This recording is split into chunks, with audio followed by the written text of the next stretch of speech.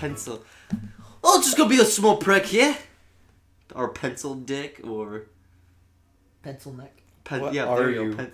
I am a 20-year-old that has not aged beyond 18. Okay. Well, hello, ladies and gentlemen. Welcome to the Background Noise Podcast. What is up, home slices? We're trying a bit of a different layout now.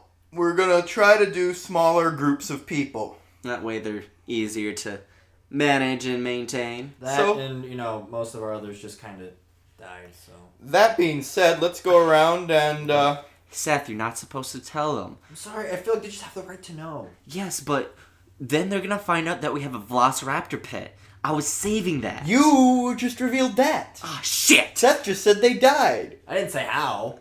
It could have easily fallen off the Golden Gate Bridge. But when would they have ever gone to San Diego? Well, they could have gone hit by a car. Well, that's more likely.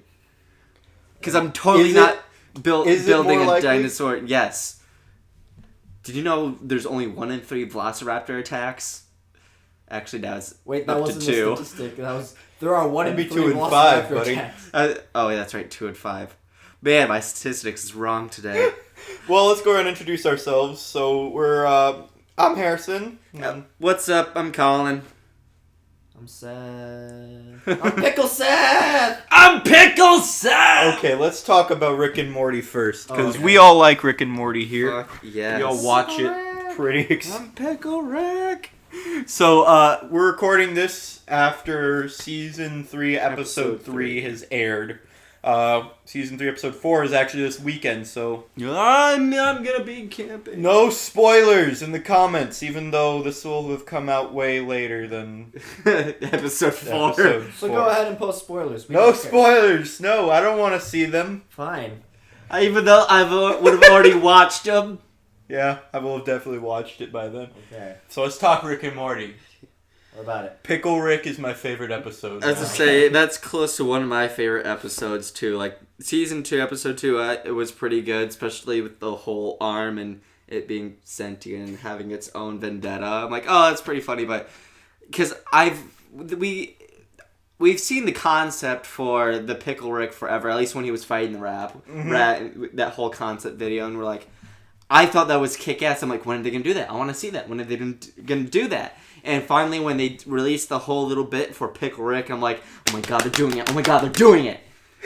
It's just like, they introduced Jaguar. And it's just like, what? Jaguar. The end slate is hilarious. Where they're like, Jaguar. And now it's time for me to play my final sonata, Rick. Sorry, Morty. This is where we end, Morty. I'm sorry. There's no way we're getting out of this. Jaguar! Well, okay, what I want to know is what toilet Rick came out of that there was, like, these, like, weird Russian spy knockoffs. He's at a Russian embassy. But that's 15 minutes away from... So that's the real question is, where does the Smith family actually live? Yeah. A Russian embassy.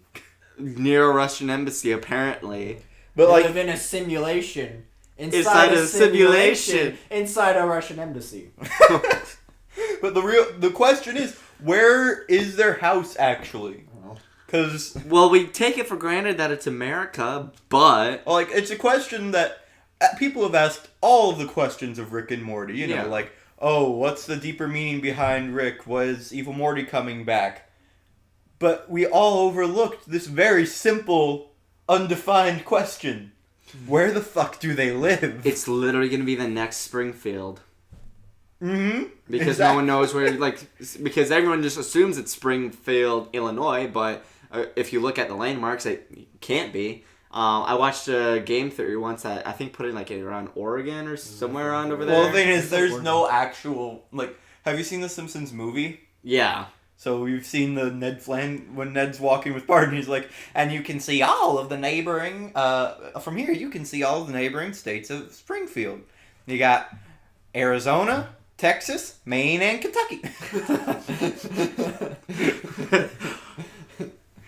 Like, It's not supposed to be anywhere. I know, but it's just like that's like one of the You're biggest things that's been like always happened since like Simpsons. Like, oh, what Springfield is it? I feel like Rick and Morty is the same thing, especially when when your main character has the ability to be anywhere, at any time. It doesn't really matter where. It can travel through parallel universes. Yeah, it doesn't matter and, where. Oh yeah, it doesn't matter, but I still am interested as to where the fuck they live. I'm guessing, at least based on the architecture, it's somewhere around the coasts. On the coast? Either because it has Really? some like coast-like architectural buildings, at least the way that the streets and everything are set up. It's not like, well, here where we live, where it's just like a little bit of city, nothingness. That's true.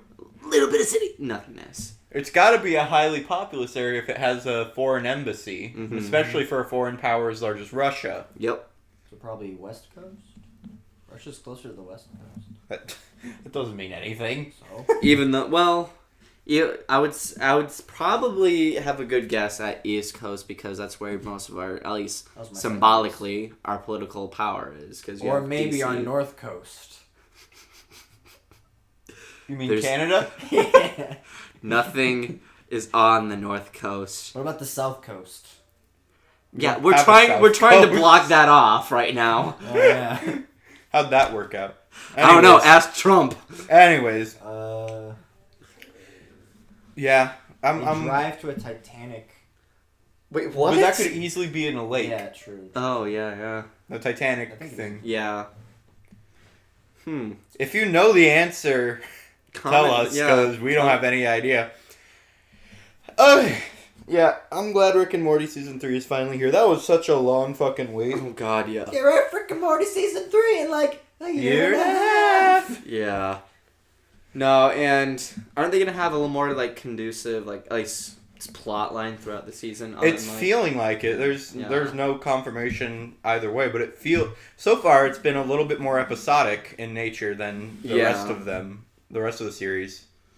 Because there was some like kind of like nice 2-parters, but ever since they released like the Free Rick thing or Save Rick, it seems definitely has more.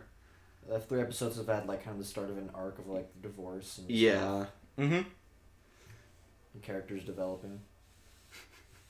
Except Rick, because he's kind of... Well, and Rick is definitely... Not that I don't think he's going to be a static character, but he's not going to be as dynamic because, for lack of better terms, because I can't think of any other character, he's basically that Doctor Who-like character who's just... He's there to stay the same and teach everybody else and mold everybody else. Rather than be as dynamic as the rest of the characters. No need to change when you've theoretically lived everything. True. Well, true. God, all wibbly wobbly timey wimey stuff. Okay, so that's okay. Yeah. So there's a topic that I've been wanting, well, that I haven't been wanting, but I thought of while I was watching Game Grumps because they recently played through Sonic and the Black Knight. Yeah. And I actually love Sonic and the Black Knight, okay? Unavoidable chin move. So I want to say, it's not unavoidable. How? I've beaten that boss as a 10-year-old. You just have to not be an idiot. Yeah, I kind of struggle with that. That's definitely not a bird to air, and then... No, that whole rage part during that video. Unavoidable chin move! But anyways. It's completely avoidable. How? Okay, so how do you avoid it? You hide behind the pillars. But those break. You have to be fast. But your shadow, not... gotta go fast. But your shadow, not Sonic. Gotta go almost as fast. Gotta go edgy. I've beaten that boss, so... I mean, I've never played Sonic the Black Knight. When I was 10 years old, I beat that boss. The Sonic games that I've played were... I played Adventure... and I played the original, like 1, 2, and 3. Oh, and Sonic Rush on the DS. Anyways, I want to talk about our favorite, games, our favorite bad games. So games that we, inherently love, but pretty much the rest of the world, rest of the internet thinks it's absolutely terrible. So, for an example, my roommate, Harrison and I were... we were working out one day, but he was with us, and I forget how we got on the topic, but it was the Bubsy remake. Mm-hmm. And they're remaking Bubsy. Yeah, and he's like, "Oh, I like that as a kid," and Harrison and I just like look at him like with the strange like seriously, like that game was terrible. And he's just like, "Oh, I don't know, I love it." So, and yeah, so mine is Sonic and the Black Knight. I like it. Okay. I like fighting with a sword with Sonic, and I think that the gameplay is not as bad as people say it is. But it's so like linear and track-like. So, have you ever played an on-the-rails shooter?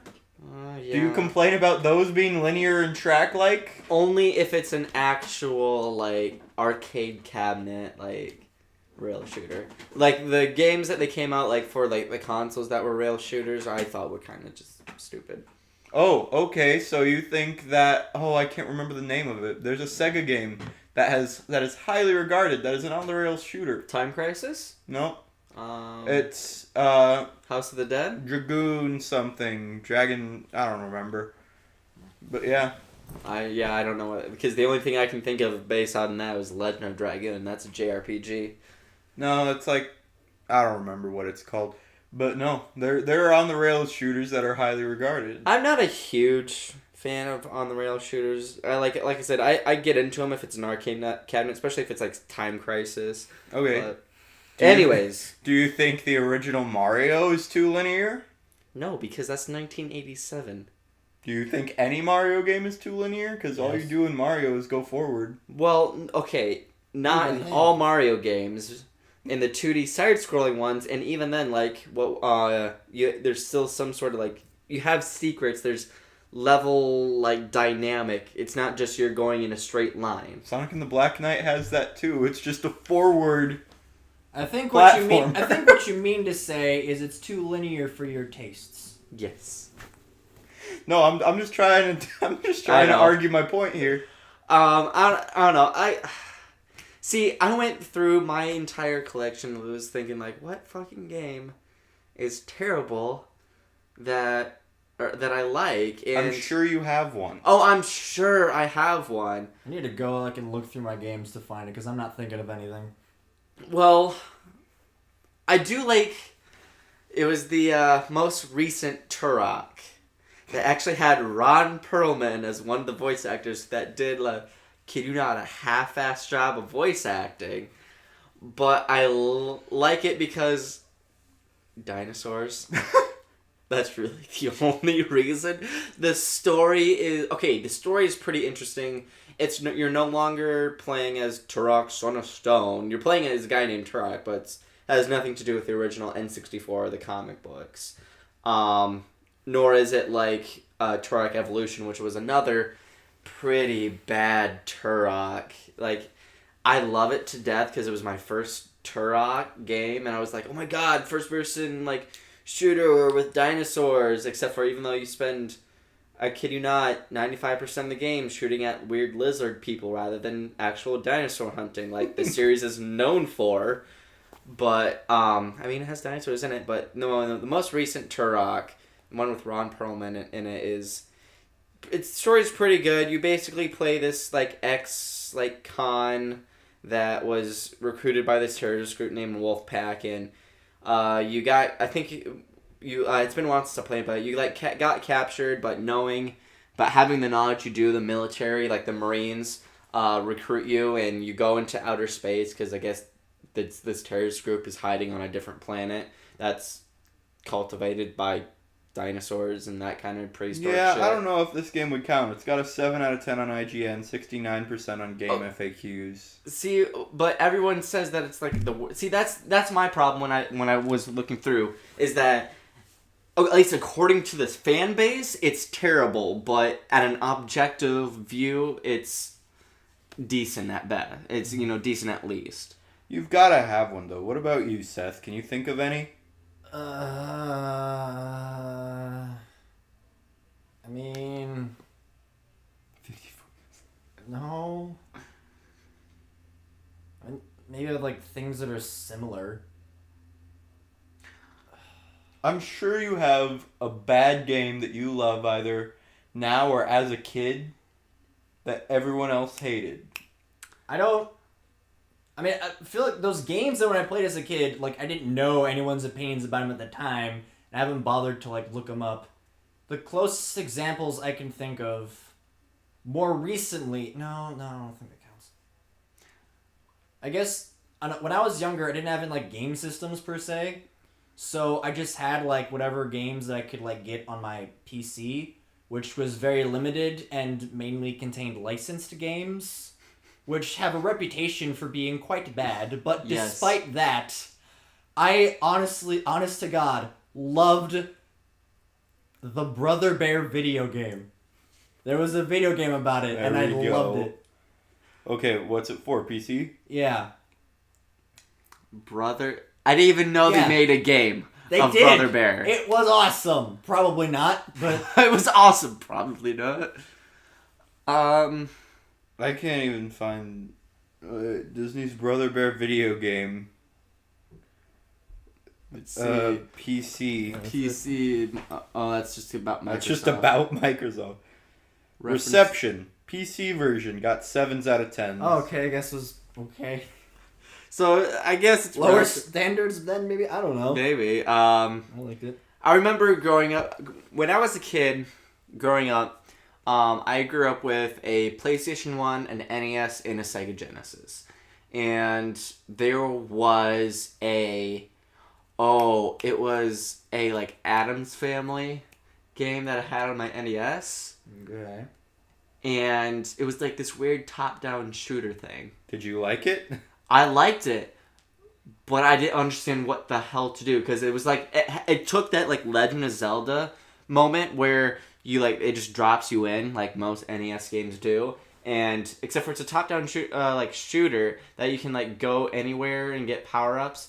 I don't know what I was like fighting or what anything was. I would just wander around, I don't think I've even went to like level 2 or anything because I totally I did not.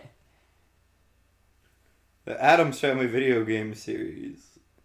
At least I'm pretty sure it was an Addams Family. I remember it had a guy looking like fucking the bald guy on it. It was for Sega Genesis And NES and Atari. or I'm seeing NES. no reviews or anything. At least I'm pretty sure it was. I don't. That was fucking years ago. There was also a Top Gun game that I had on it for Top Gun for NES. You literally felt like you were going nowhere, and sometimes it was incredibly hard to even dodge enemy fire because they wouldn't be coming at you. They'd be coming from like behind you. So, it's literally impossible to see it coming. I don't know, I grew up on Gauntlet, but Gauntlet seems, at least the classic Gauntlets, seemed pretty, at least are a cult classic, even though they were extremely hard, because everything was a time limit. Your health was ticking down, and you could get, health items to boost your health up, but of course, the more you get hit, the faster it ticks down. So I was constantly, hearing, Blue Knight is about to die, or the fact that you could shoot food or poison food or anything like that. The Toy Story game for Sega Genesis. I played that. It was on PC too. That one's actually liked. See, Damn it. People liked that one. really? Yeah, because it's well made. It's not an adult. It's not made for like adults, but it's a well made game. I also played Warlock for Sega Genesis. I don't know if it was based off a movie or anything, but you just like spawned in. You're like this magician, side scroller type, like platformer beater up thing, and yeah, that one. We're looking at images and we found. Oh, it was on Super Nintendo. Well, Sega Genesis and Super Nintendo. So Reception. PC. I played it. Yeah. I think I lost Mostly it. positive. I played a lot of Bubsy, but I wouldn't say that was like any of my favorites. See, I just grew up playing good games. What can I say? Well, aren't you just the best thing? Oh no! Okay, the only reason not why the best thing the ever. only reason why I bring it up is because I actually just got rid of it recently. I played this a shit ton as a kid. I wouldn't say it was my favorite game, but I liked it enough to like play it as. You know what his favorite game is though? The pronoun game. It's thank you, Seth. Said It's down. for the PlayStation 1. It's Zaboomafoo.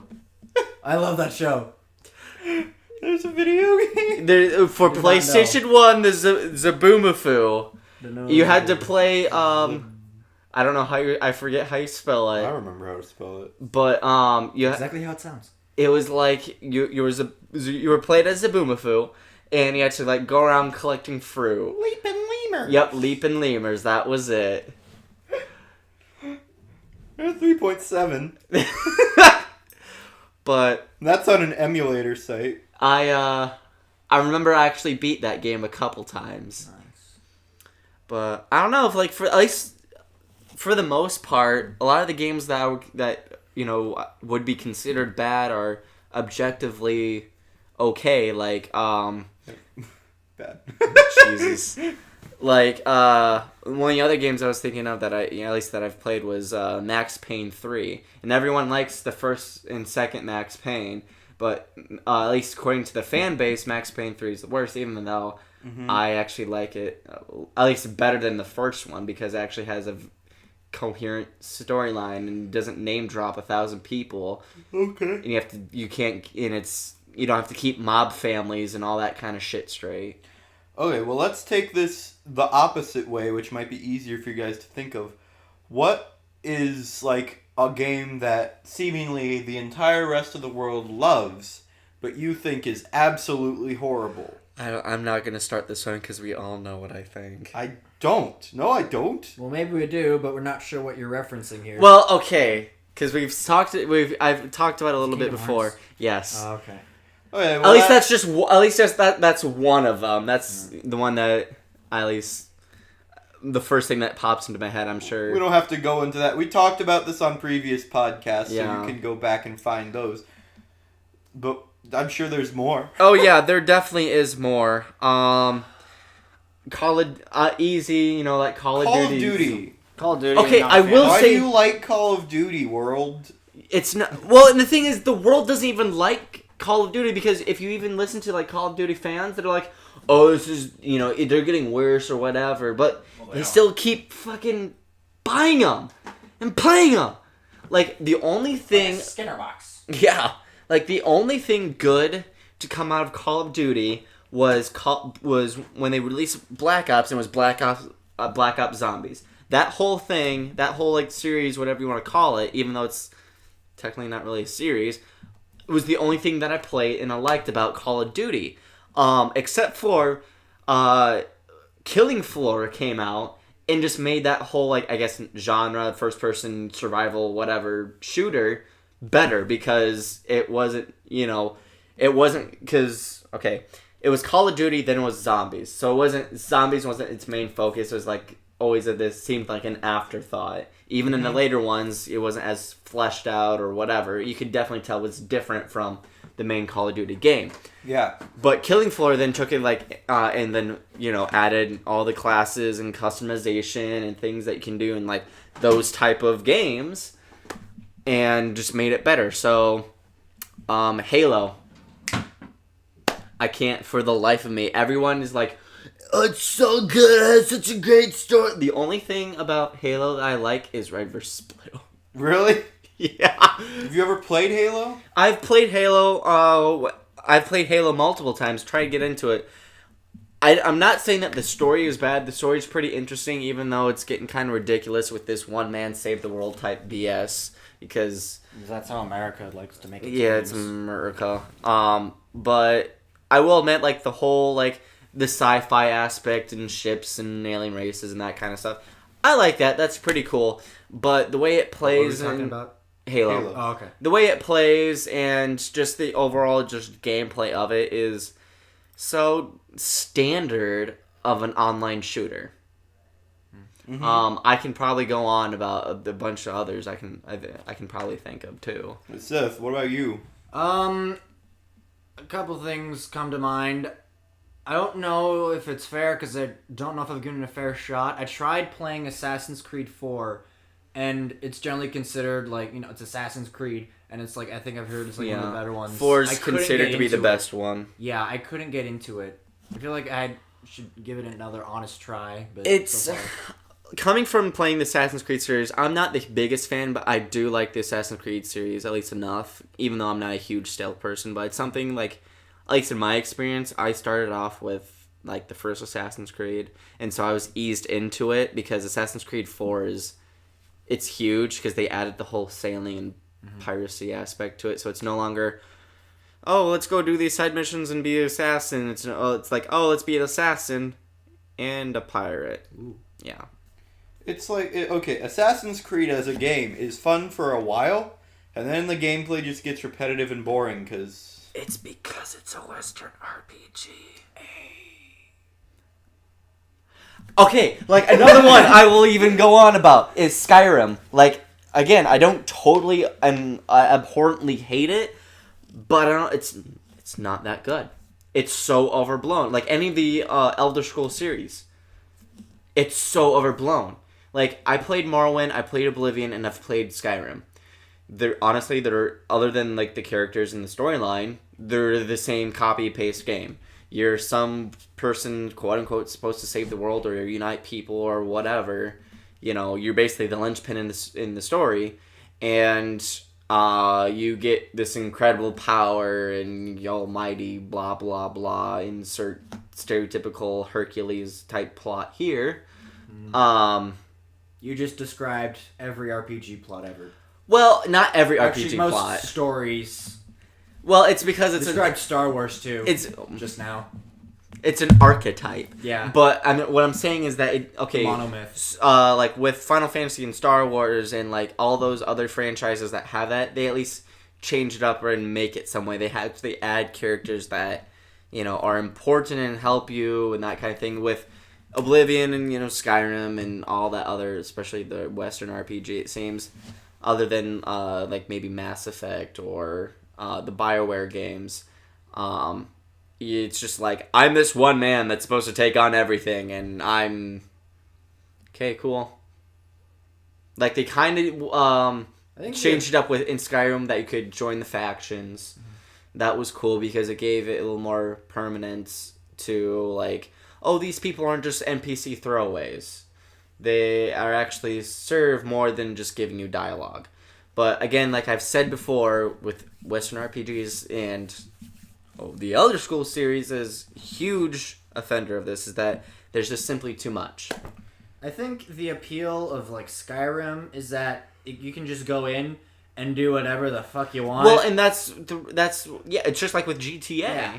Or Minecraft or anything like that. Like, I played Skyrim and I focus less on story or quests and more on just, like, self-improvement of my character. Like, making him as awesome as possible. That's how I play RPGs. And that's how technically an RPG is supposed to be played. Or at least supposed to, like, be encountered. Yeah. But what's the point of having, like, the story and anything at all if your main focus or the main attributes of the game just are going to go towards you doing, or at least being able to have the freedom of going off and doing whatever the fuck you want and not even caring about anything else that's going on. At least... That's why they just do a pretty standard cut and paste story as opposed to some, epic, like... I'm the Dragonborn, I'm... See, I'm going to say something pretty controversial. I hate Minecraft. Okay. I want to argue with you. It's boring. Yeah. Okay? Like, you have to go out and find all the materials to craft whatever you want, and I'm just... Why? Isn't that creative mode? You just go and make stuff instead. Yeah, and a lot of people play creative mode. I've played my fair share of Minecraft. I love the music and some of the atmosphere of the settings. I will admit, there's some, like, caves that looks really cool, and there's some cool things you can build in it.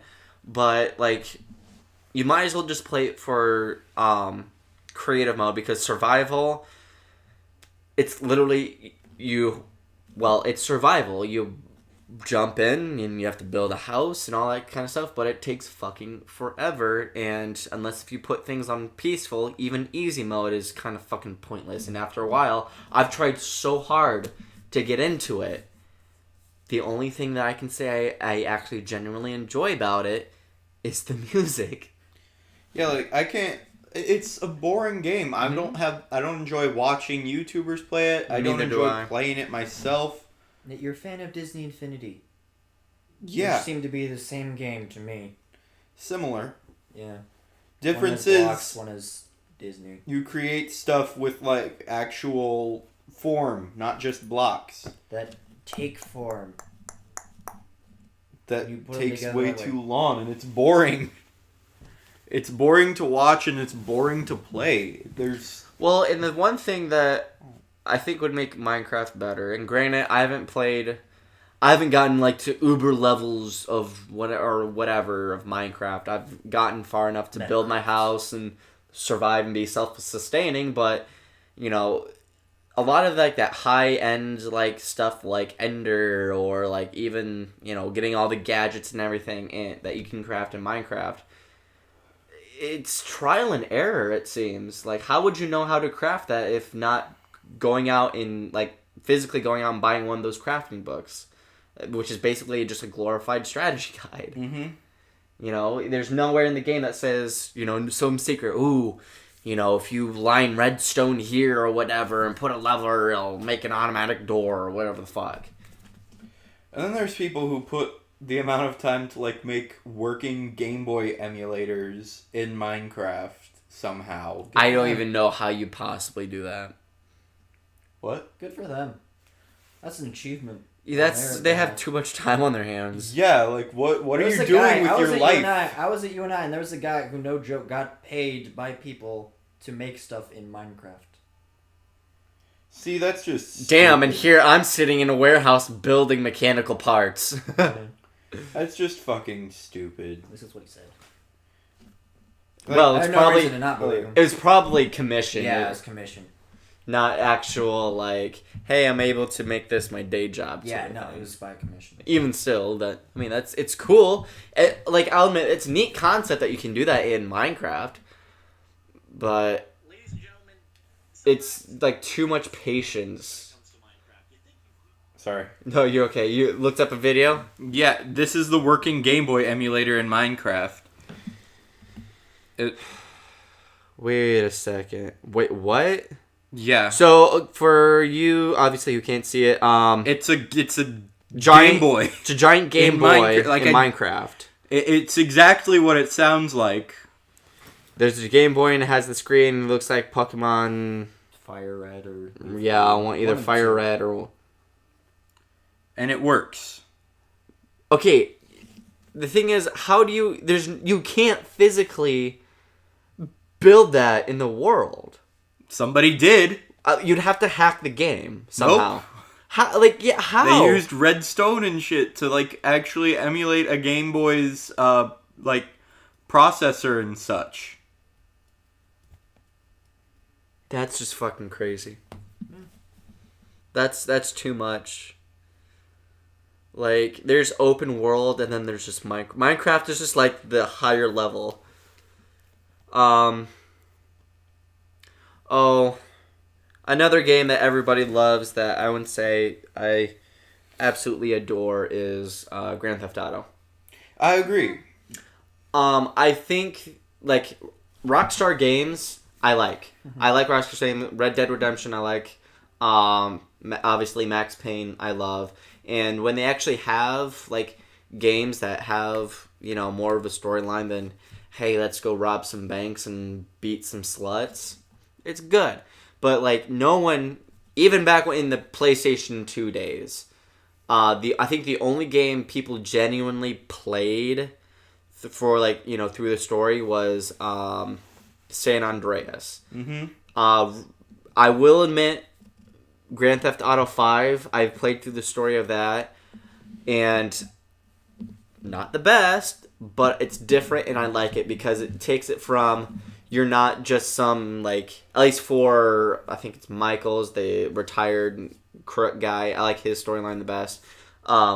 but it takes it rather from, like you're going into the field of crime. It's like you've made a success, but your life has gone down the drain, like socially speaking. Just like the people who played all the GTA. Yeah. Socially speaking, and you've kind of like lost your mojo. You want to get back because your life has no thrill anymore. That's pretty good. But other than that, no one fucking plays GTA. Even like I watch like videos like Vanoss and everybody like playing like GTA. No one plays it for the actual game, especially since they released GTA Online. Mm-hmm. People just go in and troll each other and just witlessly murder. And I will admit, there's some days where I will go in and because maybe I had a bad day or whatever, and it'll just take it out on some NPC. Just walk up, be like, "Hey, how's it going?" and blast their face off. But it's not a great game when that. Well, see, because that's the thing that people, I guess, don't necessarily realize. The gameplay in GTA is not that interesting. No, and it's not. And like I don't, and I will admit, other than like, yeah, well, exactly, and I will admit that because they did this in Red Dead Redemption, you have to like hold, like press, like in order to like run faster, keep hitting X. You can't jump. It's almost pointless to try and take cover when you're under fire. Like even the gameplay of controlling your character itself is pointless. You're only good for shooting. So it's not even intriguing gameplay. It's just, hey, I got 10 minutes to waste. Let's go goof around in GTA. And see, that's the thing. Rockstar is really good at making games that make you feel like what it is, Mm-hmm. Like playing Red Dead Redemption, it feels like you're a cowboy. Yeah. And that's fun. But that's the thing. That's why I don't like Grand Theft Auto, because they did their job right. I don't like feeling like a murderer. I don't want to feel like a crime lord. Yeah. This is a very accurate depiction of what it feels like to beat someone up. Well, this is uncomfortable. Well, and it's just like, even like, you have to, in order to do anything in like any GTA, you have to get a gun, because the melee, like actual fist fighting or anything like that in that game is so fucking broken. It's not even funny, because you could go from punching to somebody, then they turn around and like hit you once, you're down on the ground, and all of a sudden you're dead. Wait. And there's such a time delay too, because they gotta make it look real. So you could be sitting here mashing whatever the attack button is, and they're just like. Yeah, it's not responsive. Yeah. So even gameplay-wise, it's not. But everyone fucking loves it. It's a great game. I'm just like, it's meh at best. People love it for the open world aspect of it. And I think that is one thing I just can't get into, and which is weird because I play RPGs. I can't do open world. Open world is boring. Open world is boring. I like it. I do. Well, okay. I liked Breath of the Wild. I absolutely, ever since I started playing, I haven't played it recently. Here's the thing, Breath of the Wild has consistent, like, different objective points that pop up.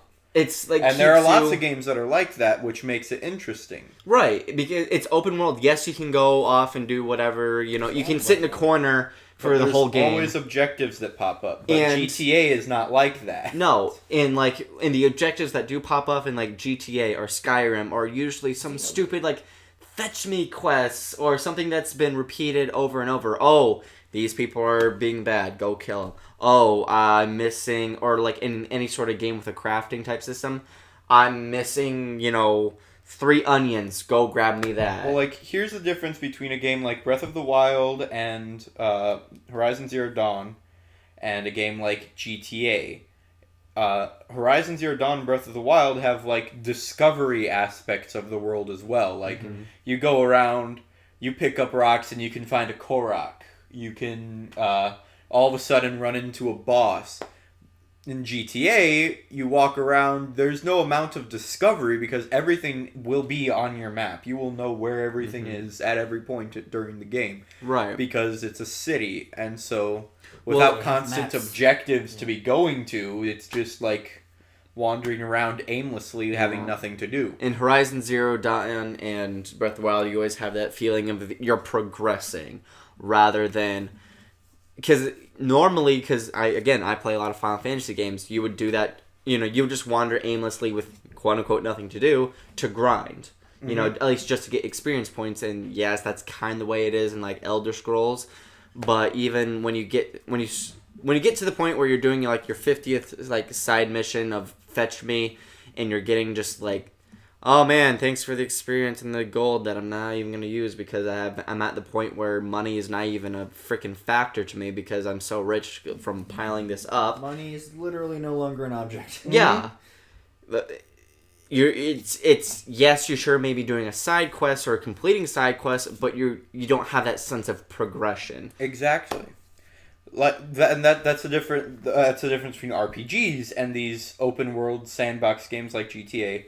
Is RPGs wandering around aimlessly. At the very least, you're getting experience for your character and improving your character.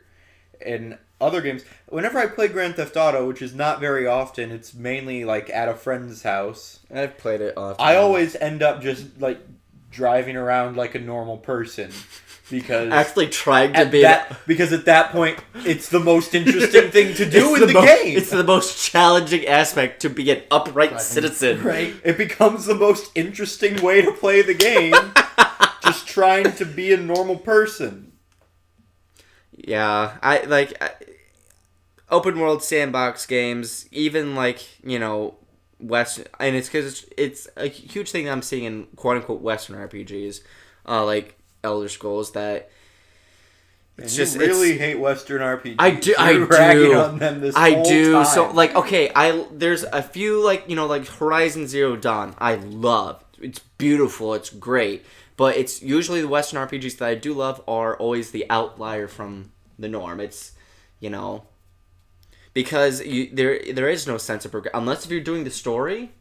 There is no sense of progression because even like in JRPGs, if you're doing side quests, you feel like you're progressing. You're actually doing something worthwhile to either the campaign or to reveal maybe some background plot or whatever. It all has a time. Because these games are made in America. Just run around and do whatever the fuck you want. Freedom! I'm gonna go run around and kill a chicken and try and run from the guards. That's actually Zelda. That's a...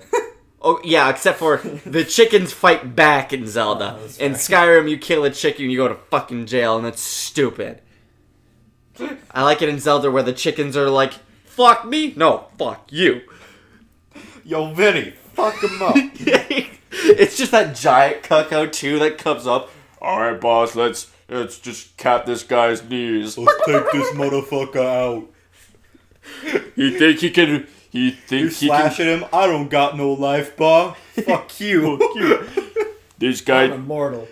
This guy thinks he can mess with the cuckoo gland? No.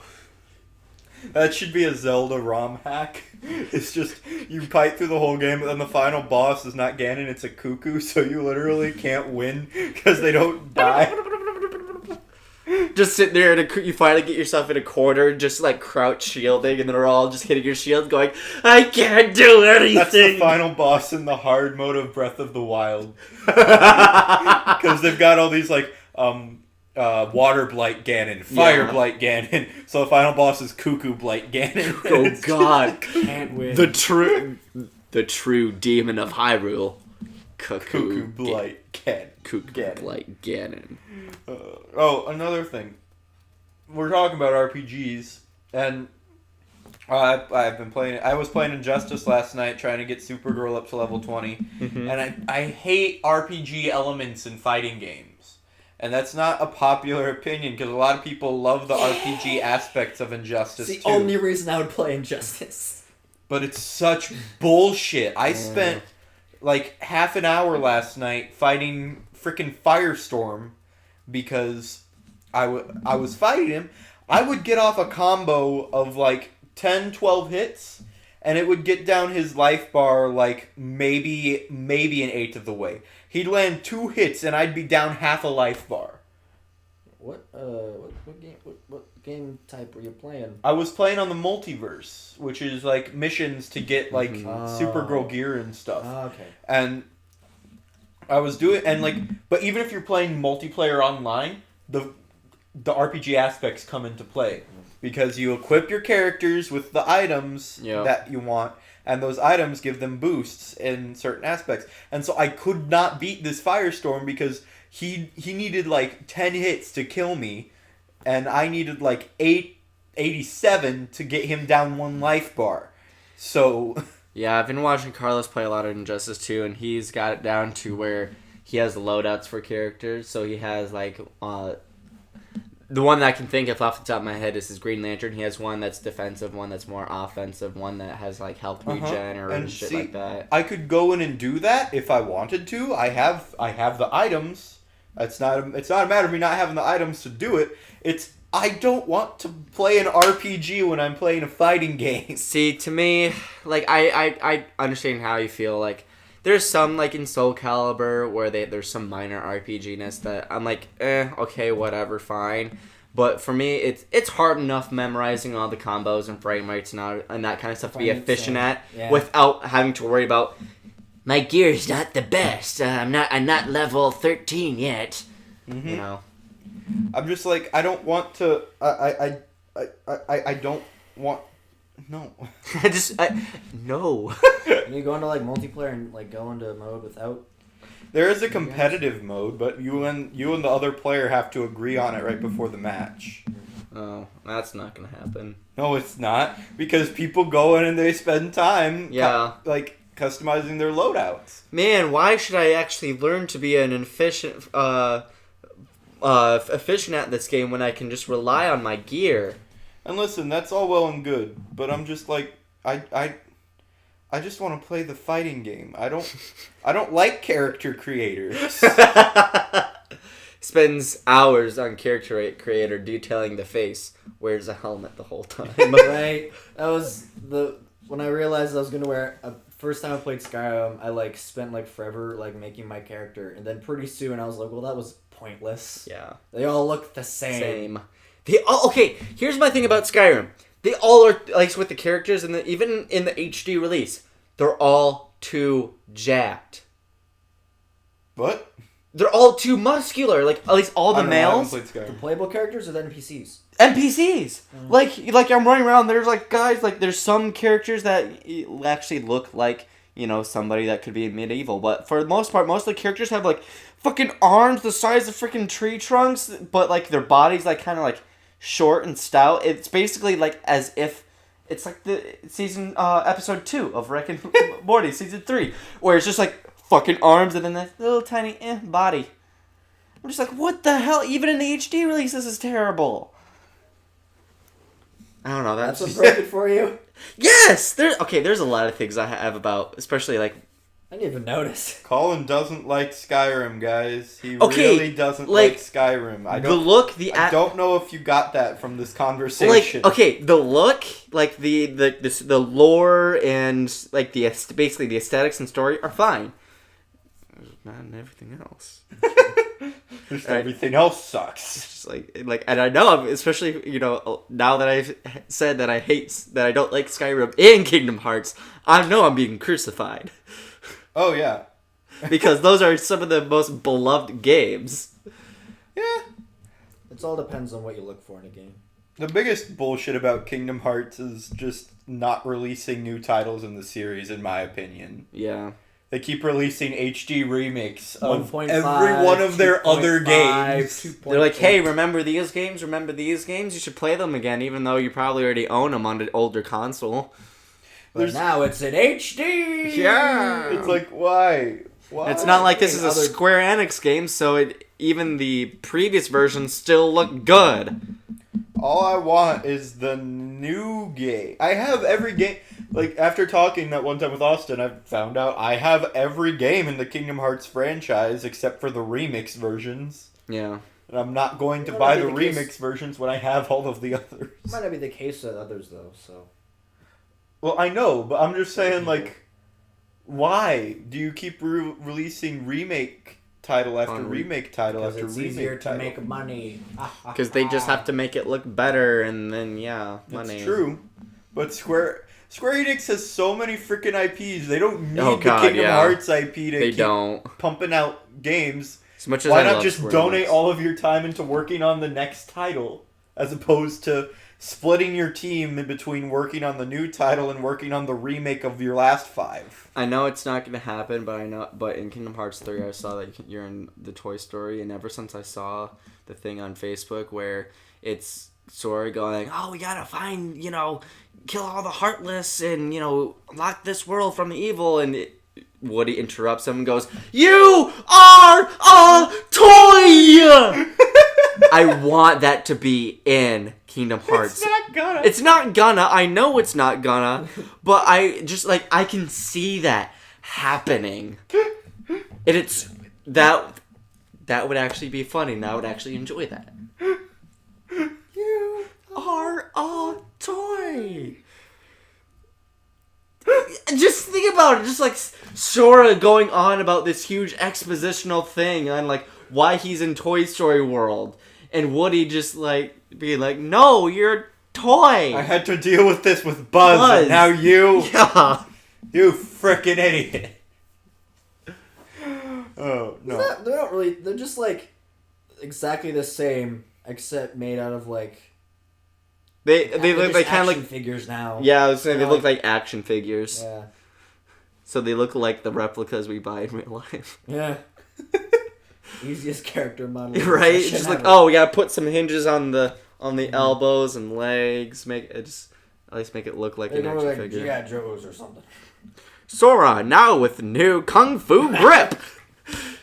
Thing is, a lot of people rag on Chain of Memories because a lot of people didn't play the Game Boy version of Chain of Memories. I originally played, one of the first Kingdom Hearts I actually played was Chain of Memories on the Game Boy, and I'll admit, I like it. Yeah, no, people rag on it because they didn't play the Game Boy version, but they played the PS4 remake, which is definitively worse, in my opinion. It doesn't work. That gameplay doesn't work in a 3D aspect. Exactly. It was the gameplay and the way the open world is set up was all designed to work for a Game Boy Advance. It was not designed to work on a PS4. Yeah. And so on a PS4, the game feels bland and empty because it frankly is when you have the ability to craft whole worlds. And you have the ability to show a small room at a time, then it feels a lot better. Yeah. So I think it gets an unfair rap because of the HD remake. Mm-hmm. I really love the original Chain of Memories. I don't think I would play the PS4 version and be happy with it. I know I couldn't. Because PS4 has 4 triggers, 4 buttons, an analog stick, and a D-pad, and another analog stick. And on a Game Boy Advance, you had a D-pad, 2 buttons, and 2 triggers. Yeah. And a start and a select button. But those are also on the PS4. So but you didn't mention them. Yeah. There's also the PlayStation button, but that just goes to the home menu. So there's doesn't count. There's so many more options with a console controller in general. The touch button. That's true. That's another button. There's also there's just a lot more options with You can also push it down on the analog stick. It's another 2 buttons. the LR3 and L3. Yeah. There's just a lot more options control wise when you have a console controller as opposed to a Game Boy. And that doesn't mean the Game Boy is bad. It just means it didn't have as many buttons to work with. So you're working with what feels like a very limited fighting system because you're only using 4 buttons. So I know so I know this is kind of off topic, but I just got thinking about the R3 and L3 buttons. And I don't know about you, but I was confused when I first saw them say L3 and R3. Well, see, there's only 2! Yeah, well, for the longest time, what would you do on a loading screen of a PlayStation 1 game? Well, if you were me, you were just fizzing around with the controller. And, of course, on original PlayStation 1 controllers, you can click them in. They didn't do anything, but you could click them in. And it wasn't until, late PlayStation 2, and even then it was very sparsely used in PlayStation 2, did it actually have any sort of function. Because it wasn't until we got to the next-gen shooter game type stuff where they actually gave it more merit. But I just want to be a fly on the boardroom being alright, people are ruining our controllers by pressing in the toggles. What the hell do? We need to make them stop. well, we can't just set them in because the joysticks have to be able to move in a 360 manner. Why don't we just make it a button? We'll call it R3 and L3. Promote this man! Yeah, promote this man! Do it! Right now! Because I want to know how many times people were just sitting there like playing PlayStation 1 going click, click, click, click, click, just like do whatever. I just thinking about that while trying to think about other popular games that I can't get into. I have another one. Yeah. So I checked, and I think it was rated pretty high. It was Tomb Raider for the PS4. Yeah. I haven't heard anything. The most recent one or the not first? Rise of the Tomb Raider. Oh, the Tomb Raider PS4. Yeah. And I kind of like with Assassin's Creed, I started but couldn't get into it. So then later I went back, gave it an honest shot. I played through it, and I was like, okay. It's kind of like, I don't know. It's the story and characters were what like threw me off, and I compared it to Uncharted the whole time, and it had a lot of gameplay elements, that I liked more than Uncharted, like upgrading gear and stuff. Yep. But the story was just kind of wee, and the characters were like, and there was no point for you being here. I don't know your name. Oh, you're dead now. Who are you? Who cares? Yeah, the only characters that I got that I actually got attached to in that game was the fat Hawaiian dude. Mainly because he was like the comedy relief, and there was one point where they were like, it wasn't in for the game for most of the game. No, he wasn't. But he was the game, and like everyone split up and everything, and you don't find any of them till like halfway through, and then you run off again. Yep. I would just like to point out really quick, if I hadn't looked at my computer there, we would have lost this entire hour of conversation. God damn. My computer was 46 seconds away from restarting. Anyways, just real quick. But yeah, that's the only character I got attached to because he was the comedy relief. Like the guy, I can't remember his name because who the fuck cares? The guy with the glasses that like was apparently like liked Laura. When he dies, I'm like, oh, him. Oh, like why didn't you like let us know who he was earlier? Yeah. I'm like, well, I mean that's sad, but who was this guy? Bye. Okay, I'm gonna go fight a giant ogre-like creature at the very end of this, or I'm gonna escape the boat. Because the game's designers said you're gonna die. Well, and the thing is like, Square Enix picked up that game, that franchise. Yeah. So of course they, like, oh, we gotta make it, the upgraded system and trees and skill trees and all that. But considering how all they had to go off was the original PS1 and how much of a monumental success Uncharted is, they're like, well, fuck. How do we make this not like the crappy PS1 games? How do we make this not Tomb Raider and not Uncharted? Let's just make it like a watered down Uncharted, but with less character development. Like the only character development and the only reason why I like Tomb Raider is because I will admit it has good gameplay. I like the cover-based shooting and the fact that you can kind of take your own path. Like, it might recommend lost for most of the game. Oh yeah, so was I. I had no idea how to get anywhere. So was I. I like there was a lot of points where I'm like, especially some of the platforming puzzles. I'm like, it's got to be this. It's got to be this. And it wasn't like a oh yeah that's it moment. It was more like, well, that's just the same thing I did, but the character just finally decided to do it now. Yeah. I remember there was this one puzzle where you had to like swing a bell or like this bell like cage thing, and you had to jump across, and I couldn't get it swing far enough. And finally, I was just like, "What the hell am I supposed to do?" One time, I just like, "Fuck it, I'll try it again." It worked, and I'm like, "So why didn't that work like the last 10,000 times?" But I will admit it has pretty, at least when it comes to the combat, it has pretty good gameplay. It's satisfying to sink your like climbing hook thing into people, and it allows you to be organic if you want to be stealthy or if you want to be... I didn't understand the whole hunting thing, because you were like supposed to... hunting for... Yeah. Animals. I get it, like you could craft like some stuff in it, but for the most part it was just like, eh. Give you some crafting materials, I think. Yeah, but for the most part, I think Rise of the Tomb Raider is where it's at. I haven't played it yet, but I hear it's way better. And I think it's because Square Enix is like, okay, so we now got... It's basically Tomb Raider's the introduction to at least introduce you to the character, or at least where they're starting off, and it's going to be Rise of the Tomb Raider, where they finally, kind of get it. One of the things that got me in Tomb Raider was, like, I'm a big trophy hunter. Everyone knows this. There were, like, 8 trophies, I think, that I didn't get in that game. 5 of them were online. Or no, there's way more than 5. There's, like, 3 offline trophies I didn't get. One, because it was, you had to, like, shoot people off of wires. Oh. But they, like, would never happen. Only happened, like, a handful of times in the middle of the game. It's like, I'm not playing through the game again to do that. I'm not going to sit here and wait for these people to not climb on the wire. Yeah, something like that. And then I don't remember the third one was, like, because there's all these collectibles in the games, and a bunch of them showed up on your map. But these, like, challengers or something did not. You had to go through and find all these items. And there was one...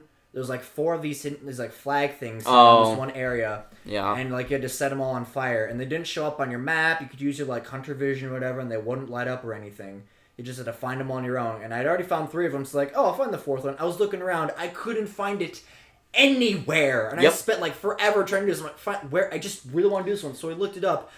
And it was in no way related to where the other 3 were, like, hanging on walls around this, like, desecrated building you were in. The 4th one was hanging on a radio tower way off in the distance. Yeah. The map, I will admit, the map layout of that whole game is just way too confusing. The only other thing I can say that was good about the game is Laura's character dynamic, from being like this, I'm a college graduate, whatever, ooh girl, to be like, to where we get to see her actually be a badass. Yeah. I didn't play those games. Yeah. They're like, I will give, like, Tomb Raider, it's a solid game. Not the best, but, I mean, it's pretty solid. It was the characters, man, that got me. Oh, yeah. It was the friend dude, or the Jonah, or whatever, the Hawaiian dude that was there. Yeah. It was the bitch character, who was just a bitch. It was the evil dude, who was obviously evil. We all knew. Yeah. The friend who just kept getting kidnapped. Oh, what was the name? Sam. Oh, I have to go rescue him. Yeah. Forget her. If she's gonna get captured by freaking tribal cultist Japanese people, fine, let it. This is the 5th fucking time. She can die. She can die. Let her be sacrificed. Who cares? Let's just get off this island. Anyways. WoW was a bad game. Yes. Wow. World of Warcraft. I know, like, especially because I have friends that play this and absolutely love this to death. That's an unpopular opinion. Any but MMO. It's the open world sandbox, but to the extreme, because not only do you have, like, unlimited things to do. Now your friends are there. Well, not just that, but now they can stab you. There's even more unlimited things to do on top of the normal grinding and all that kind of stuff. And then they keep coming out with more and more and more stuff. Not even really concerning with main story stuff. It's like a lot of updates with, this side quest now and this da-da-da-da-da. And because that's the appeal of massive multiplayer. Well, and then even just looking at the screens of any MMO makes my head hurt with how much HUD stuff there are.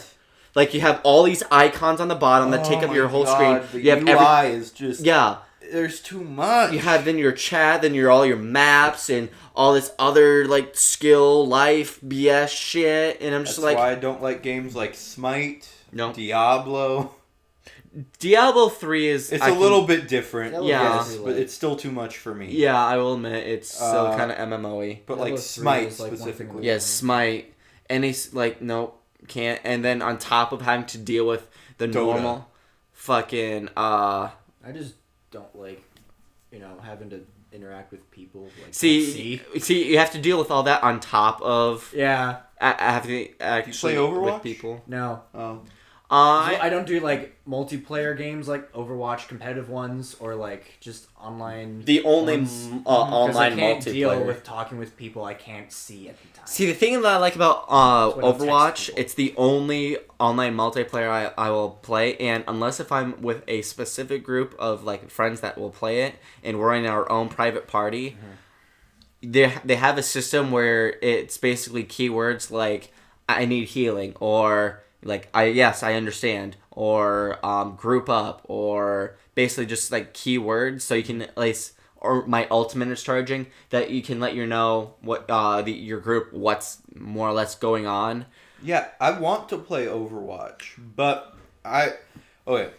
There's some things about Overwatch that in my opinion are just utter like BS. Yeah. Okay? Okay. And I'm going to list them, and these are the reasons why I haven't bought it, because it looks like a lot of fun. It is. Actually, and I do really want to play it, it's but extremely I can't fun. justify spending the money for it, because for one thing, there is nothing you can do offline in that game. Other than... There's nothing you can do offline other in that game. than practice range. No, practice range is on a server. Really? Yes. That's stupid. You can't do anything in that game offline. At all. So, that's bullshit. Second of all, the story elements of it, the fact that it's all just... that there is a story, but in order to find the story, you have to like go online to their website and watch cutscenes and stuff, because it's not integrated into the game at all. No. That I will admit is bullshit, stupid. And I've said forever that because they've released events like one of their last main story events I think was Uprising, and it talked about like Tracer's first mission and during some stuff during the Omnic War, and the story of Overwatch is fucking awesome. It's great. I absolutely love the story. But I don't want to go on and have to like actually do physical research in order to find out what the fuck's going on. I'd rather play the fucking game. I would do the research, but I have to do research on real life history for school, so... Exactly. Sorry. Yeah. My thing is, like, you've got this deep lore that you've created for the game. You even have the cutscenes fully animated, fully rendered. I will admit... Why not just put it in the game as a story mode? Like, I will admit, when I first saw, like, the little short films that they had for Overwatch, because of its animation style and its art style, I'm like... It looks like almost like a Disney like movie. I'm like, and then it wasn't until I think it was like the first one I saw was either Hanzo's or Soldier 76, and I'm like, this is a little too violent for Disney. What is this? There's no way they would have somebody with like a pulse rifle and a rocket launcher.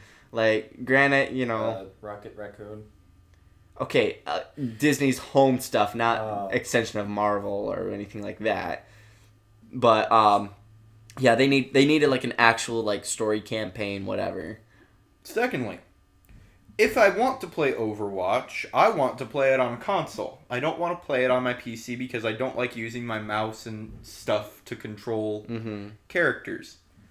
So if I want to play it on my PS4, then I have to pay for PS Plus. If I want to play on Xbox One, which I don't have an Xbox One, but if I wanted to, I have to pay for Microsoft Gold membership. Which is, for both of those, another $50 on top of the $60 game tag. Mm-hmm. So it comes out to like a $110 game. Yep. Just to play. And that is probably the biggest deciding factor as to why I have not bought Overwatch and I have not played Overwatch. Because I can't justify spending $60 on a game that I can only play online. I guarantee, like, it's probably one of the only few games that requires, like, a PlayStation Plus or at least exclusive in order to play it. It's one of the... Mine doesn't need that. That's true. Yeah. It's one of the few... Yeah. It's like one... It's probably the only successful PlayStation game that you need to pay for and requires a PlayStation Plus. Because I'm sure there are plenty of free games that, like, they require PlayStation Plus because it's an online game, but it's free. Yeah. So you're paying for PlayStation Plus, but you don't have to pay a full $60 price tag to play the game. Or at least it's... Yeah. And that's my biggest issue. But Harrison, there's endless game modes. They're always updating it, and the servers are always working. And...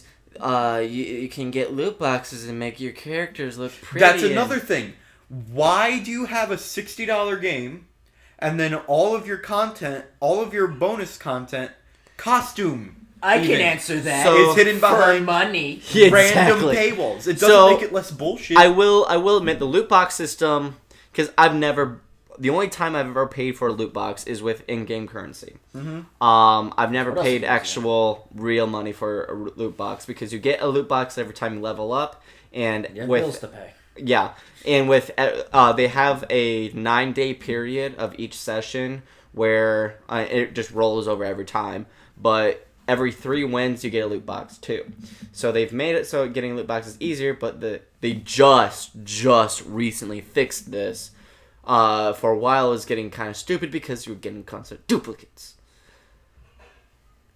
But now they just fix it now, so the occurrences of duplicates are extremely decreased. But see, that's still bullshit, because Yeah. like, you have to pay for the game. You have to And pay then, for PlayStation listen, or whatever. You have to pay for PlayStation Plus, and listen, I'm fine with not. You obviously don't want to have like all of your content just there. There you go, because like it decreases some of the value of playing through it and using the content. So like, but Injustice 2, as much as I hate the RPG elements of it, the way that you get stuff is you can choose. There are boxes of loot. Actually, wait, no, that's just the same bullshit, isn't it? Yeah. You get them a lot more frequently, though. Okay. You get them more frequently than every like. The fucking realization of just like, wait, that's just the same bullshit. But you isn't can buy costumes and shaders. You can Yeah. buy specific things in that game, just with credits, in-game currency that you earn through playing the game. You can kind of do I don't that in Overwatch, except for there are exclusive skins that at least yet you can't buy with in-game currency.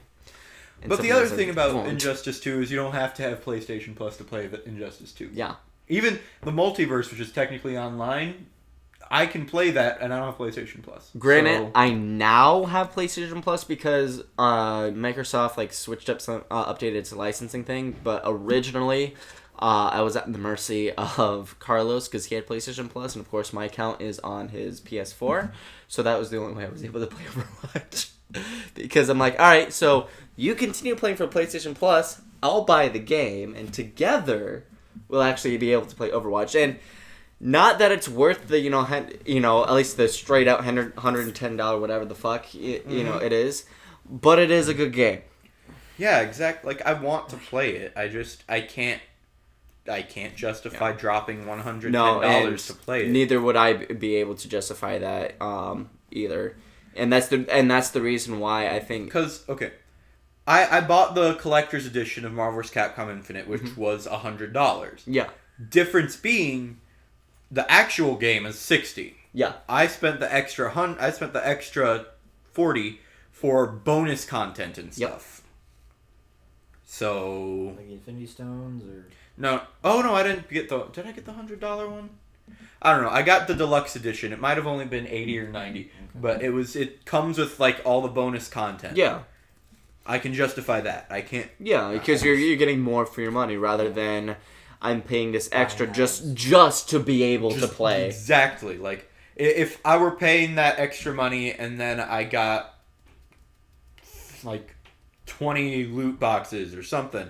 Which honestly I think is wise because I follow a lot of Overwatch stuff on Facebook. And mainly you see it from PC because you don't need any sort of extra. Yeah, most people play it on PC because I feel like the only way someone can justify getting it on a console is if they already pay for whatever membership because they are like an avid player of that console. Yeah. Multiplayer stuff. Mm-hmm. Frequently. And there's a lot of people who do that. But Yeah, there it is. like, I feel like they're probably alienating a part of their market that they could definitely be selling to. Because, like, me, I would love to play the game. But since I mostly play Nintendo consoles, I don't see reason to purchase a PS4 license, a PS Plus membership, or an Xbox Gold membership. I canceled my Xbox Gold membership. I had it for a while because I would play Halo, but at a certain point, it was just not going to use. Yeah. And so I still use cancel my gold account just so I can get free games. Oh yeah, then they do have those perks But for they're the not accounts. free because you're paying for the... Yeah, but service it's not that like the lets you free play games that they came out that they would come out with, like even still now, are generally at retail price $15. So sure, I'm paying $60, which is the equivalent to $4, but I'm getting $12 instead. If I'm buying every month's one, but generally I usually get a couple because depends on what they're coming out with that month, because a lot of the time, like, either A, I already have it, or B, it's just something I don't fucking care to own or want or play. That's the other thing, is that a lot of the times the free games, occasionally you'll get lucky and get like a really good one that you want to play. But most of the time, it's like, nobody's playing this game anyways, so... Yeah. There you go. Look, it's pinball, just refaced. And that... Yeah, I really hate that. Star Wars pinball. The bumpers are lightsabers. And they make noises every time they move.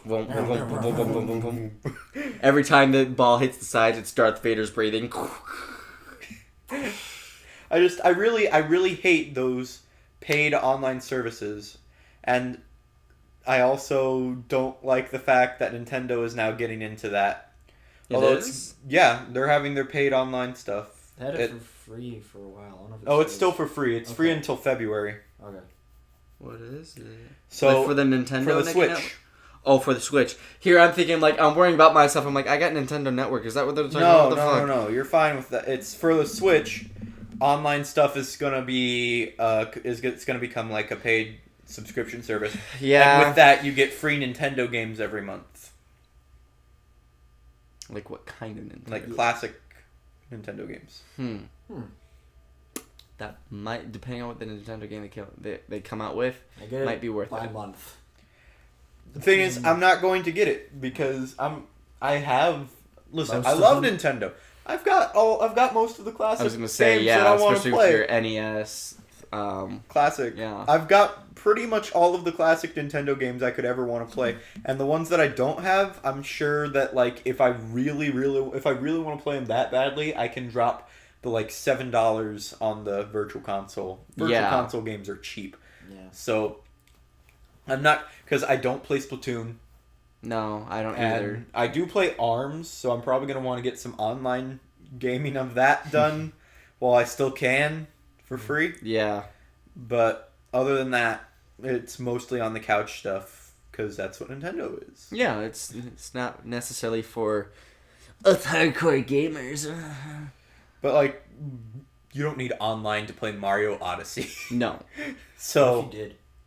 That would be stupid. something tells me you don't. Oh, okay. But what if you did? In order to get the T-Rex, you have to play online. Shit. T-Rex is a raid boss. Oh god. No. So Pokemon Go is back. Oh.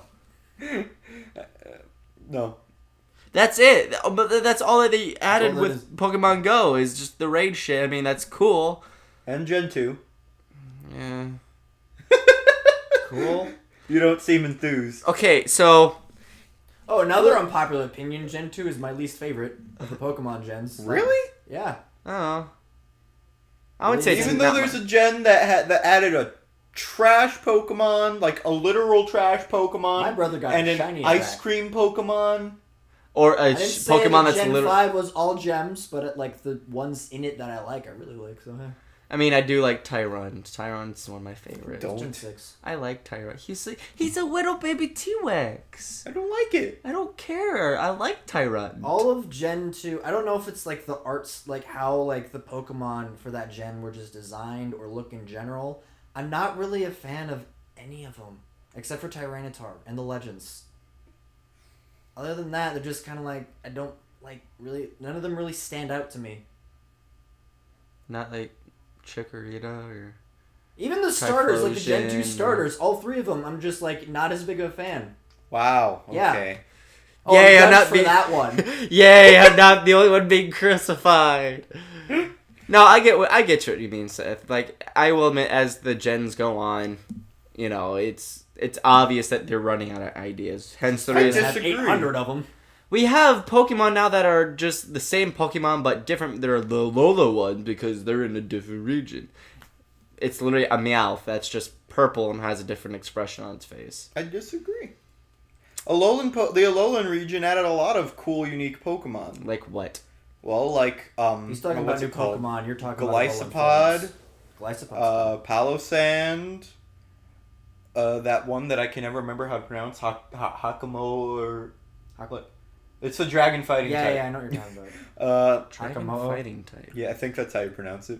It's a dragon fighting type. Mars Shadow, ghost fighting type Pokemon. Is that one out? No, not yet. Not in America. I must just be an old fucking man. Then. I'll admit, I thought they were really going downhill when they released Black and White. Yeah. There was no good Pokemon that they added in Black and I White. disagree. They were all bland. Axorus and Hydra. See, that's how I feel about Gen 2. What about Gen 3? I like Gen 3. 4 is my favorite, probably.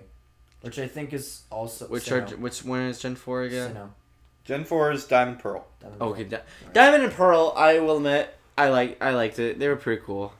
But no, to make a long story short, I played Pokemon Go for like 2 months. Oh. I probably in actuality in game time played it 2 days, but so the issue was this was when I was working back with Davey, and for my job I was out.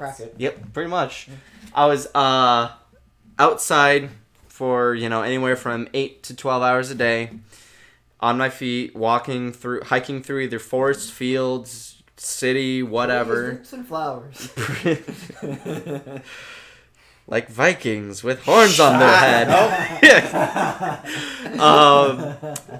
But just walking around all doing that, and I would carrying on power tools and computer equipment.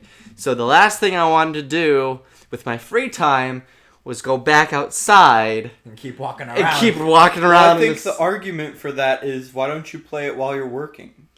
Because I'm working. Not when you're walking to the post. Well, okay, so granted, it's about 5 paces. I kind of need. I'm just playing devil's advocate here. I understand where you're coming from. First of all, I need 2 hands to put up a molding, and at times it was 1 because I'd smack my hand or my finger with my sledgehammer, but 2 hands to put in a ground rod. But I'm not gonna sit here every time I'm walking to the next pole while carrying my tool bag, my computer, and having a backpack being like,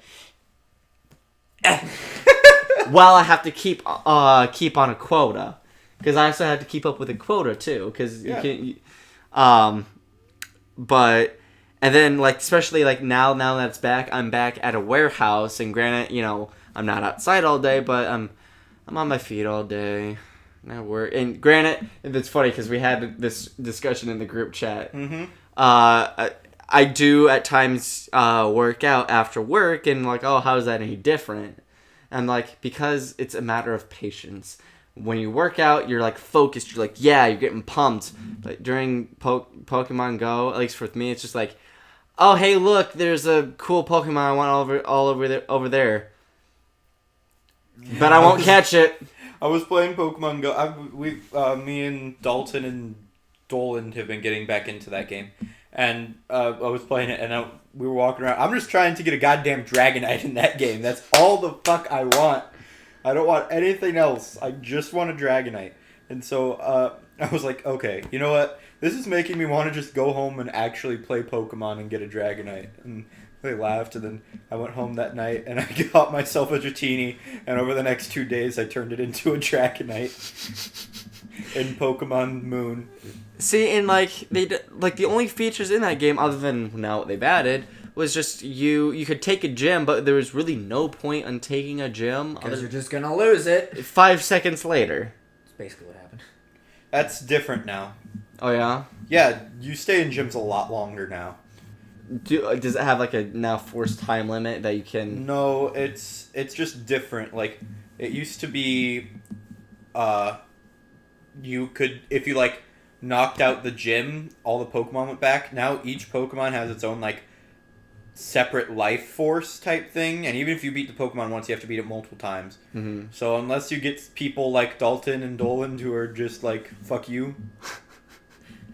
No, don't get me wrong. I love Dalton, but we were playing and they went to we were at a park and they were like, nope, I'm taking this out, and they took it out. But you have to fight the gym at least 5 times to knock out all the Pokemon in it, and then you can take over the gym. Jesus. And you can heal your Pokemon while they're in the gym by giving them berries. Oh, okay. I kept my Arcanine in a gym for 2 days. Jesus Christ. Yeah, they fixed that.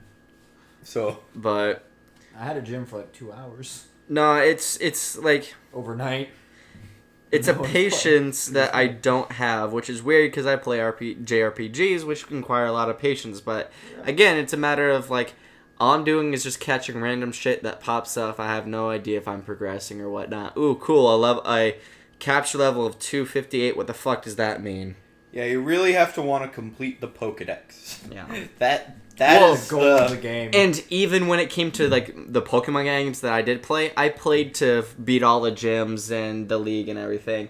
I never really played it to get the Pokedex. See, I play to make my team real as good as I can, or whatever I want it to be. Well, like, and I would think I'd play Pokemon Go more if you could do that. If you actually could like have a team, not just with gyms, but with other trainers and that kind of stuff. yeah, that's something that's lacking. They need to add PvP. They need to add player-to-player interaction in general, like trading and everything, because that would significantly. It would give that whole game. capture level thing at least a little more validity. Well, here's the thing.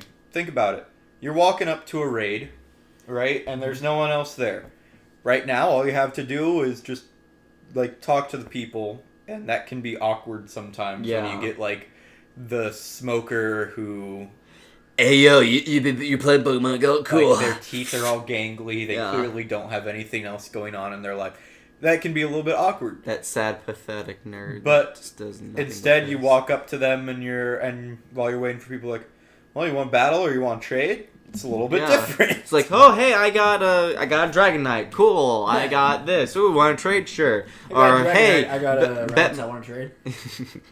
I got like 2,000 Rattata. You want to trade? I have 2 Moltres. You can have one. Yeah. If you have a Dragonite, I'll trade you for Moltres. Oh. There's no trading though, so it doesn't matter. Yeah. Anyway, but yeah, like if they added trading, it would just add another element to the game that would encourage interaction. Yeah, because right now, at least even when it first came out, most of the interaction was, "You guys playing Pokemon Go? Yeah. Cool." Like I think part of the issue with that is maybe they're trying to avoid like the PR firestorm of like Craigslist rapists. No. Sending trade requests. Yeah, like, trade. Hey, I've got a Dragonite. I've got an extra Dragonite. I'm willing to trade for whatever. Come meet me at undisclosed location. Well, in that case, they should be able to like trade over Wi-Fi. That way, you don't have to go. But Isn't that the see, point then of the you. game? But then you run into the issue of like someone getting themselves really overpowered by paying people on eBay for Pokemon. People are stupid, disgusting human beings. What the hell? Yeah, people are jackasses, but that's exactly what, if you made Wi-Fi trading possible, it would also discourage like the main point of the game, which is going out and walking around. Or you could be like my roommate, just hack it and. Well, yeah, but I mean, like, other than hackers, most people go out and they walk around their city and they actually, and then like, you know. Granted, okay, so the thing is like, I get that the point of Pokemon Go is to like get people out and about, but it's honestly really not, at least in my opinion, not that better because yes, they're out and about in their city and everything, but they're glued to their screen, so they're not actually. I mean, the interactions, like I said, are awkward. They're not really interacting in. That's not really what I've seen though. There's some interactions that can be awkward when you get like the guy who's a little too into it. Oh yeah. That's when it gets awkward because you're like, oh, I'm just out here hanging out with my friends, and it gives us something to do. Yeah, I got a CP of 300 for my. And then you run into these people who are like, oh yeah, I've caught like 16 Articuno. And I'm like, so that means you spent like I can't even count over $100 on this game? I spent $5 to get some raid passes so that I could go around with Doland and Dalton and do some stuff, and I still think that was too much money to spend on the game. I think, like, I don't regret it because it gave me a fun time with some friends for a while, but I still think it was too much money to spend on Pokemon Go. But I don't know, and then you're not.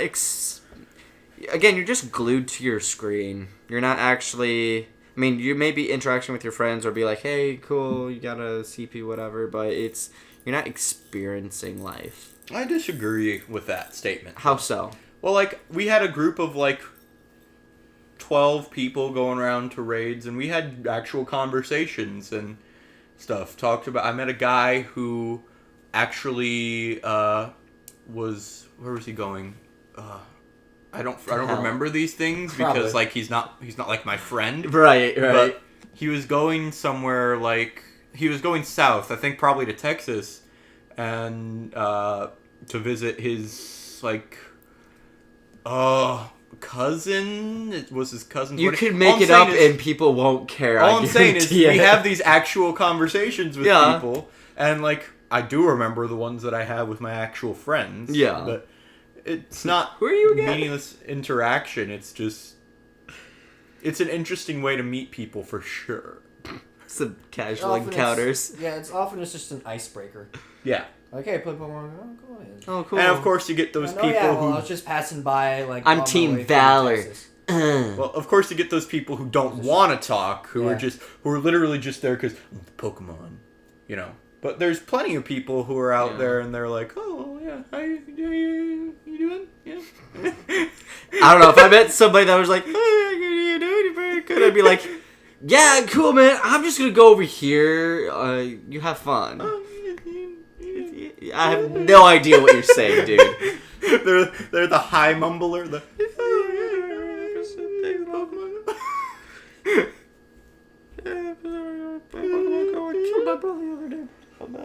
just like some like occasionally get a whiff of something really it's that girl dark. from Pitch Perfect. Yeah. I killed a man once. It's just, it's great. We went to Disney World and Got run over it. Boss with me. Fell off Space Mountain. yeah, just like kill you know. Just like you're just like wait, what? I've never met that person, but Thank God. I don't know. Like most of my Pokemon Go interactions were just like either me, Angie, or Carlos. You know, at least that's the biggest group that I ever went. And usually, anytime we ran into somebody, it was just like, "Hey, what's up? Playing Pokemon? Yeah, cool. Oh, there's a Pokemon, go fuck yourself. there's a Pikachu over there. Cool, thanks." Does it have a Santa hat? you guys need to be better at breaking the ice then. Okay, see, this I'm is coming. the worst conversationalist ever. This is coming from somebody. Okay. Pokemon Granted, Go doesn't even help. It's really hard.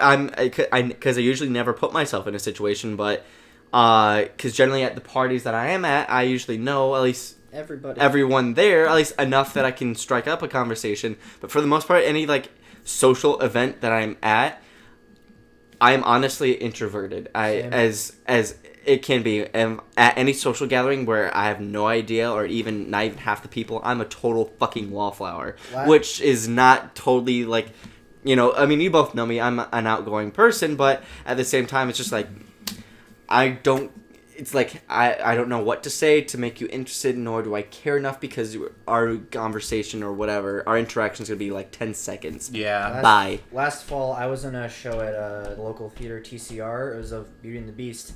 And it was me and Jake auditioned. We both got in. And thank God Jake was there. Because I would not have been able to, like, manage. I walked into rehearsal every day, and I was terrified of everyone around me. Terrified? Imagine walking down the street, and everyone you see is your greatest fear. That's what it feels like to be me as I walk down the street. Okay, I'm not to that extreme, but... Maybe not terrified, but, like, scared. Like, you don't want to interact with them, like, at all. Yeah. It's just like Not out of fear of like just coming, just like, no, stay back, stay back. And people are like, dude, I'm just walking my dog. Okay, not to that degree. I try to just not interact with people. Right. And neither do I. And that's the same thing. Like when it comes to like online games, like the only reason why I play Overwatch is because there's that system in there that I can be like, my ultimate's ready. I don't have to get on the mic and be like, hey guys, let's do a good job. They're taking the point.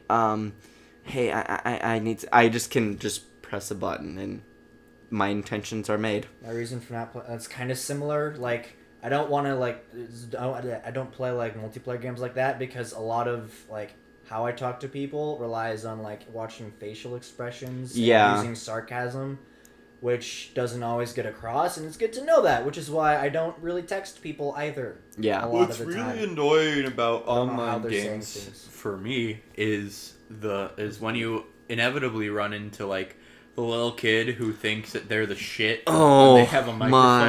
my God. Okay, some of the best I guarantee that's the my best cousin. moments of my life are playing Overwatch where that happens. Because Carlos and I were there, and we'd be like, we'd look at each other. We had get like some 10-year-old like Saturday morning type shit that guarantee is either half naked or still in his Buzz Lightyear pajamas, you know, drowning in like cereal, going, "Yeah, the best in McCree," and like screaming at the top of the lung, going, "Yeah, headshot, bitch."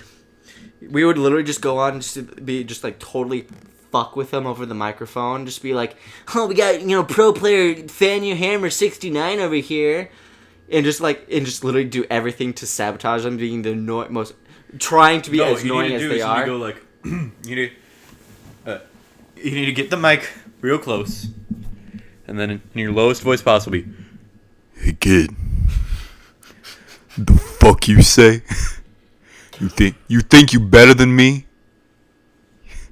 And then you just gotta freak him the fuck. No. Like, yo. No.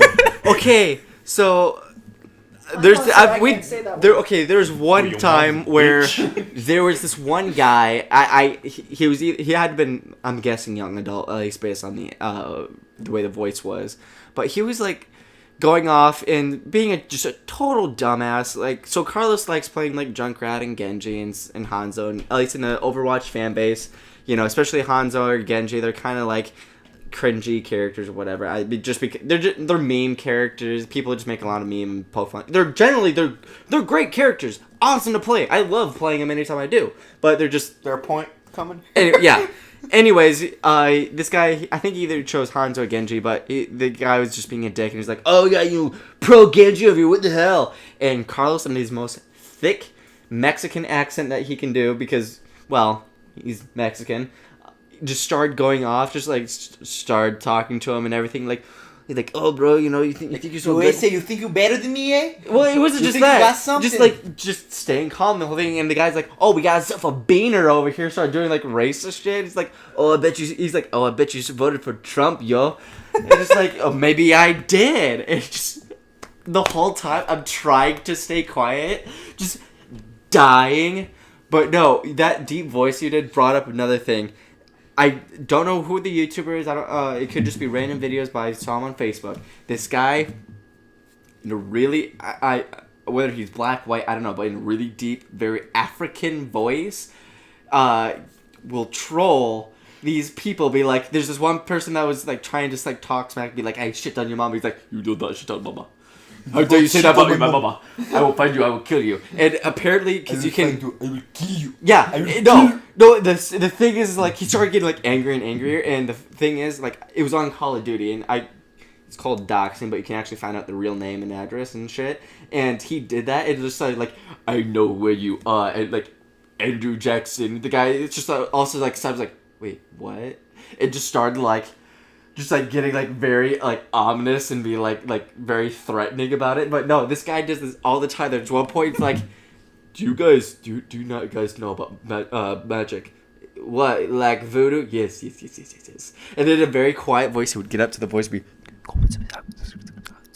just like very like fun to find out what Colin just said. I'd say it was just gibberish, but you could like barely make out. It's like some like weird chant. The guys are like, "What the fuck is going on?" It's just like, "You stay quiet, Billy Bob," you know, whatever. It's just like, how does he know my name? It's so amazing. Or I like the Stonewall Jackson guy or whatever. I can never remember his name. I just ran into across of his videos where he's like playing Call of Duty Battlefield, insert military game here, but he takes it to like the serious extreme where he is the captain of the group. He's just like, "We gotta get a medic on the overseas. Watch the east west," you know, all that kind of like military lingo and everything. And and people are like especially it's great when people start mouthing off to some people like, "What did you say to me, private? I better not. I'll court martial you right now. You better get your ass on the point right now and hold your fire." It's just like serious like military, just like, Oh my god! He does not drop character at any time, too. I need to play Overwatch so that way we can do something. We can make a team with like me, you, Carlos, and Angie, whoever, Yeah. and like we can play, and we can have one, and we can do like those Vanoss skits. Yeah. Gmod, but in Overwatch. Like, No, one of my favorite things that have come out from Overwatch is that the actual some of the voice actors, especially the voice actor for McCree, will actually play Overwatch. And people always think it's just somebody doing impersonation. But they're like, that's way too good. And no one knows that's them, especially if they go on to like some server or whatever. And the funny thing is, so in Overwatch, McCree has his High Noon, his Deadeye ultimate. Basically, it turns into a rhythm game where you have to be able to line up at the right time of all your targets, and once you press the button, it's an instant kill for all the characters on screen. And it's anytime you hear the voice line, it's High Noon. That's the reason why everyone freaks out and takes cover. But he'll be like playing some different character. He won't even be playing his own character. He voices, and there won't even be a McCree in the fucking game. He'll go, it's High Noon. And you can literally see everyone stop and be like, wait a second, there isn't a McCree in this game. No, it's so great. High Noon. Okay, well. Anyways. Awesome. We've had some good conversations today, boys. Yep. Thank you all for liking, commenting, and subscribing. You know what time it is. Time to What is this, Good Mythical Morning? time to stop. You don't know? Maybe it is Good Mythical Morning. I don't see Hammer Rhett time? or Link. Yeah, it's the guest one. Oh, god damn it. We're the guest hosts. Yay. If only, right? No. Please. Thank you all so much for Bring us tuning in. You know what time it is.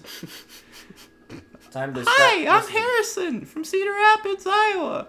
And it's time to spin the wheel of mythicality. Too bad, we lost it. End the episode. End it! Oh, like actually. Something, No, like freaking end it. Talk and end it. Wait, what? Oh, Give we're, it ending. we're gonna, stop Okay, now. bye. Thank you for, ladies and gentlemen, done. for joining in. This has been your variety hour of complete ridiculousness. Please like, comment, and subscribe, and check out our other channels. We'll see you all on the flip side. We don't care anymore! Daddy, help